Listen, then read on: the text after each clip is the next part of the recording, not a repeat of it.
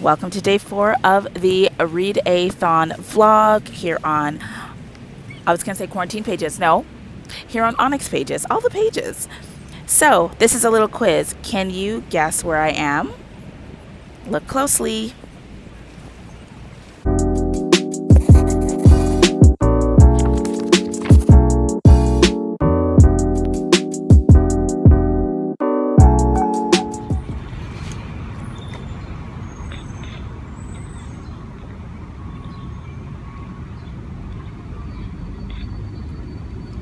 I have a friend named Sherry. She is the mastermind behind the booktube channel, Obsidian Texts and Tangents, and she's constantly reminding us to drink water. So, cheers, Sherry. It is around 11:15 and 11:17 to be exact. And this is my first bit of reading for the day. So I am on page 56 of The Marrow Thieves. I hope Tommy and I are going to go on a day trip. We're going to go to the Scarborough Bluffs. So I will, hold on, let's just adjust. There we go. Can't be in life, right? So we're going to go to the Scarborough Bluffs, which is near the water. It's got a beach and it has cliffs and stuff. Little Toronto cliffs. So you'll see some Toronto activity. Yeah, so I am hoping, I've got about 45 minutes. So I'm going to do a bit of a reading sprint. And my goal is to make it to 100 pages in 45 minutes. So 100 pages would mean I would be at the end of the chapter called Back into the Woods. The chapter that I'm on right now is called The Four Winds, and I'm trying to be good about spoilers, but basically 2 new characters have been introduced into the plot. We're not sure if they're good or bad or something in between. So I expect that in the next 30 pages or 40 pages, math, I'll be able to get some background. So let's hope that I will be able to get 40 pages done in the next 40 minutes. A minute a page. I haven't read that fast in a while, but we'll see. So check out the clouds behind my head. You know, something really interesting happens when you speed up the movement of the clouds. Aren't they absolutely spectacular? I wonder if I did like a video where I was just looking at the clouds, if we'd start to see words and pictures forming. I don't know. Anyway, I was really enjoying reading outside, and this was when I was starting to have feelings about trauma, and I sort of started to think about, as a Black queer reader, how I should approach that. Okay, it is 11:39, so I have about 20 minutes left in my sprint, and I'm on page 68, but I wanted to just pause and talk about storytelling. I mentioned this in my vlog yesterday. I don't profess to be somebody who is an expert or who is super knowledgeable about Indigenous cultures. That's a learning that I'm engaged in. But what I have been taught by elders throughout my life is the importance of listening to the stories of elders, because they pass on important lessons and messages. And there have been a number of scenes in this novel so far where an elder will tell a group of younger people a story, and that story comes with, like, there's coded meaning, I'm assuming, but like definite relevance, and the young people in the group are always like super eager to hear the stories, and there are certain stories that can only be shared with young people who are over a certain age. There are certain stories that seem to be only for women. And so that's very interesting to me. And that also reminds me of something that I wanted to say yesterday, which was I'm definitely reading outside of my cultural knowledge. And in talking about this book, I probably won't review it because I know that there's a lot more about this story than I'm able to grasp, and that in some ways I can see the ways that this story was written for a non-Indigenous audience, because there are a lot of explanations of things, but I also know that I also assume that there are elements to this story that were not written with non-Aboriginal individuals or non-Indigenous individuals in mind, and that I know that there's more than meets the eye here. So I'm curious as to whether I'll be able to find Own Voices reviews of the Marrow Thieves. So we shall see. But I wanted to just pause and talk about that. All right, let's see if I can get to a page 100 in 18 minutes. You can put your guesses down below and timestamp it to see how many pages do you think I will be able to read in the next 18 minutes. All right, so what did you guess? How far do you think I got in this reading sprint? My goal was to get to page 100. What did you guess?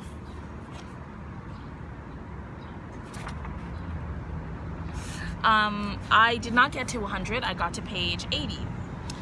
So yes, we are now in the midst of another character sketch where we're learning about one member of the group, a woman who is super quiet. She's like badass. She's got like an unexplained scar across her face. And it seems like every few chapters or so we get the backstory of these characters. So I'm almost 100 pages in. I am definitely enjoying the story. It feels like it's got like it's a journey story, right? So far we've got these characters who are traveling through the bush into the north, and at this point they have found an abandoned retreat center. And there are a lot, like a corporate retreat center in the north, and I've actually been to a retreat center that's very similar to what they've described, and apparently it's all like, it had an electric fence around it. It's abandoned, but it looks like the owners of the retreat center were trying to preserve it in case they were able in the future to come back. So they've discovered that the electric fence is no longer electrified, and they have reclaimed the space for a couple of nights, which has been good for them because they've been spending all of their time in the bush. So now they're like inside an enclosed space. So it's cool to see this retreat center, this very luxurious cottage-like space from the perspectives of this group of Indigenous people. And of course, if you are aware of some of the history, like a lot of the lands, like much of the of Canadian territory is unceded treaty land, right? And so anybody who's got like a cottage up north, or any retreat center, or any kind of large building, or anyone living on that land is living on settled land. So I'm living on settled land, unceded territory, right? So this particular scene is one that I want to reflect on, because the characters are like looking at the fluffy pillows and the rustic style, and here we've got this exclusive retreat space for stressed out businessmen that is sitting on top of land that these particular individuals, Aboriginal individuals, can't safely live on. So yeah, and then there's a very funny scene, as well. If you've read the book, the scene that I'm talking about appears on page 72, 73, and 74, and it's absolutely hilarious. So yeah, I'm really intrigued by this story, and I feel like I'm learning a lot as well. Oh, one of the characters is mixed race, so one of her parents is indigenous. I don't know from where yet, and then her other parent is black. So that's kind of cool. We're getting this story of a person who has African heritage and indigenous heritage as well. So I'd like to see how that character develops, because those two lineages have very powerful and resilient stories, and so for them to come together in this one character is cool. And this particular character is a love interest. So yes, there we are. I am trying to make this vlog a little bit longer as requested, and we shall see. My goal today is to get at least halfway through this book, which would be page 115. So I'm on my way to halfway. Hopefully I'll get to more than that, because tomorrow is Thursday, and I want to start another book. So we'll see how that goes. After this, you might see me in Scarborough Bluffs, or Tommy and I on our way. I'm looking to see if she's ready, but I don't know if she's ready to go yet, because she has work to do before we leave, so we shall see. See ya. We did not make it to the beach yet. We're not going to go to the bluffs. We're actually going to go to this like little lakefront area nearby. So now we're waiting for the streetcar, and I realized that with my hood up and my mask on, I look like a villain. See? You think I look like a villain? Yeah, you do. Is that the refund? $5.65 of my Uber wallet? Yeah. See? I look like a villain. You don't look like a villain. Hello. Do you want to say anything to the people? Hello. Okay. Tommy doesn't think I look like a villain, but I think I look like a villain. You look like you could be anything you wanted to be. Aw, honey. There are so many cool places to hang out in Toronto. So if you're not familiar with the geography, Toronto is on Lake Ontario. So if you live in the downtown area, down is obviously down south, close to the water, you can pretty much get access to the lake. So there's stand-up paddleboarding, ducks. We saw a weasel. Those obviously are Canada geese. They bring E. coli to the lands, but they're fun to watch. I enjoy sitting out here and reading in the sunlight. I really like being super hot, even though I'm wearing a sweatshirt. I like it, and yeah, it was cool to just sit down and read more. There was not enough social distancing at the park, so it was a bit uncomfortable to be around all of those people who were getting too close for comfort. But, you know, it was a good time. Most people were masked. We were masked when we were walking around. As you can see, I'm just annotating, taking more notes, thinking about some of the stuff that I was reading so that I would be sure to provide a proper report for you in the vlog. So here's more B-roll of me reading and annotating.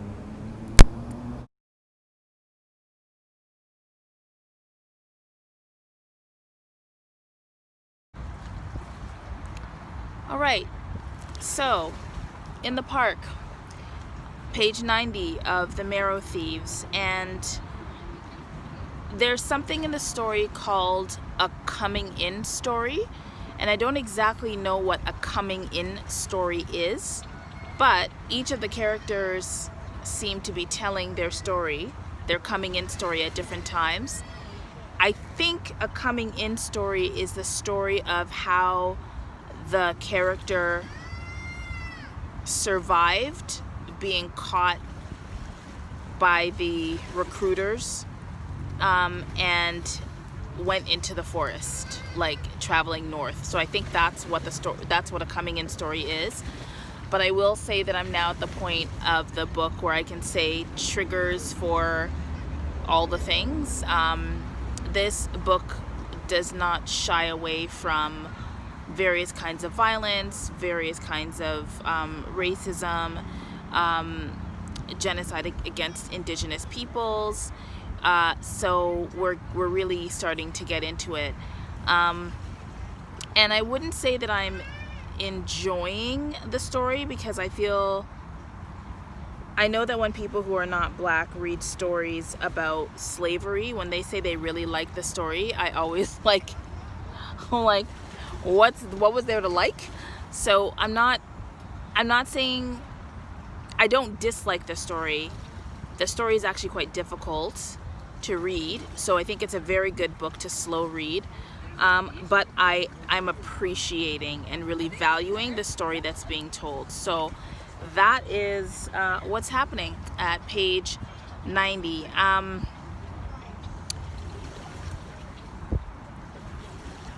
I think also that there is a character, she's a girl, and she really wants to be told the full story of what happened to her people, but for various reasons she hasn't been able to hear the full story.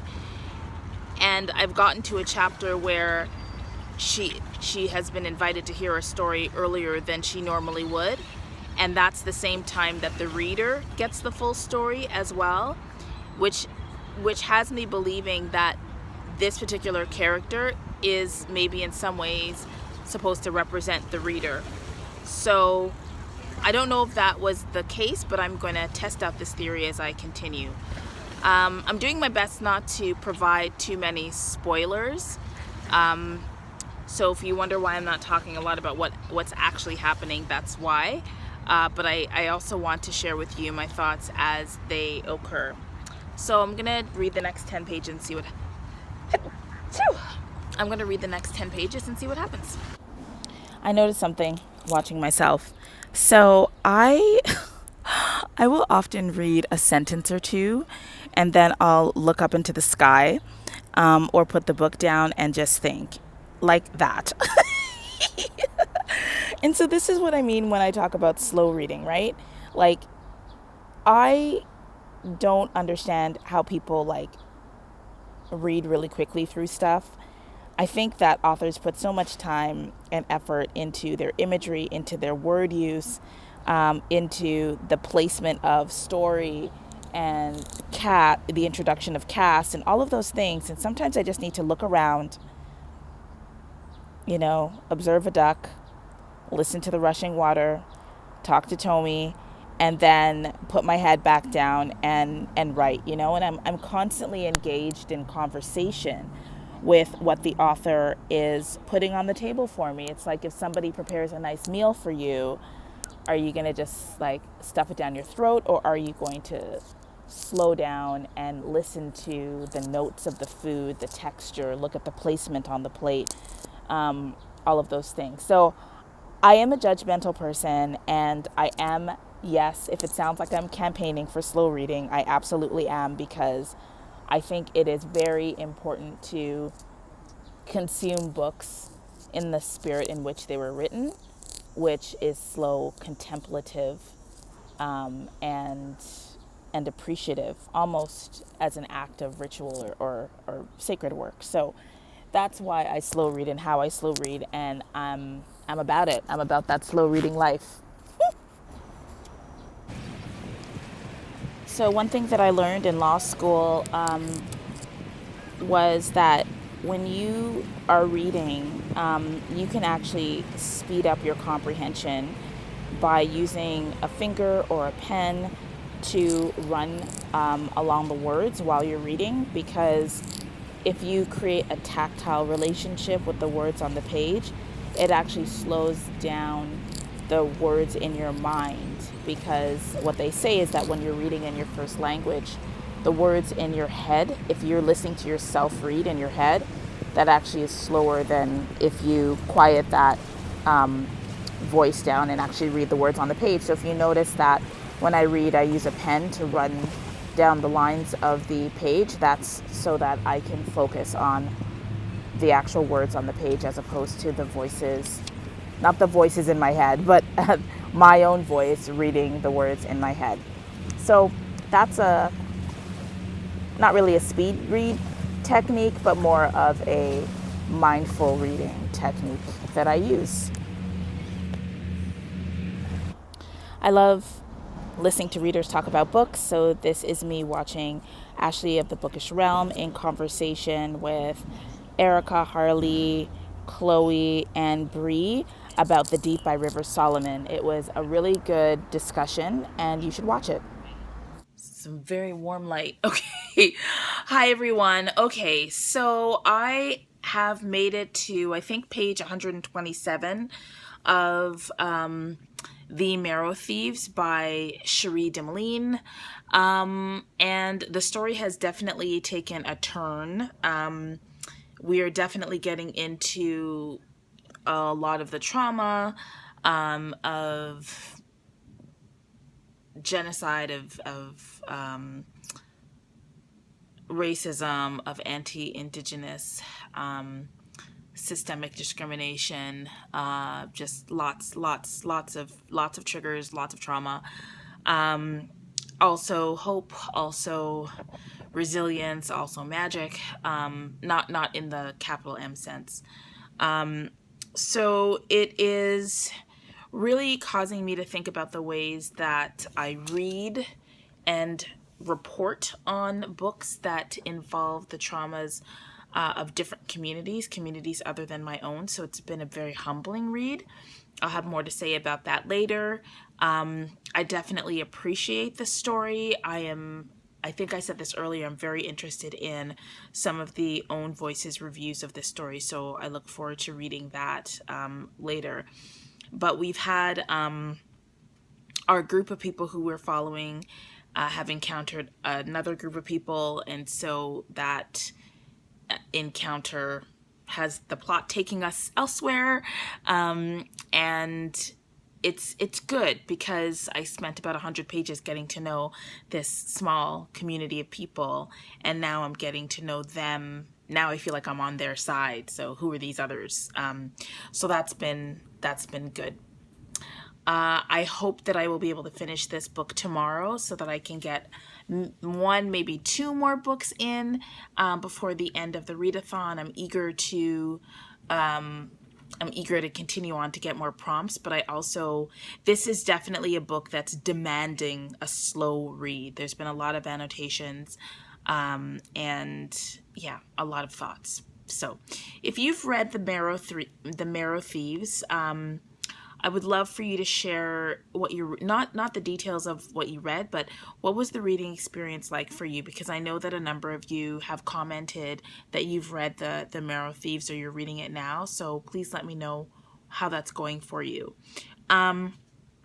If you have watched this video, first I need to shout out someone. I'm going to shout out Chloe from Thistle and Verse. Chloe is an incredible contributor to the bookish community. Not only does she have the BookTube channel, but she's also a lead for the solar-powered Afrofuturism slow reading group. She's also one of the hosts for Quarantined Pages. She is a meticulous reader and reviewer. She's funny. And she is just excellent at curating, combing the internets for incredible and interesting stories about Black SFF. So definitely check out Chloe, subscribe to her channel, support her work. And yes, if you've watched this all the way to the end, I would like you to include a directional sign. Okay? I'm talking stop, caution, halt, turn left, turn right, a directional sign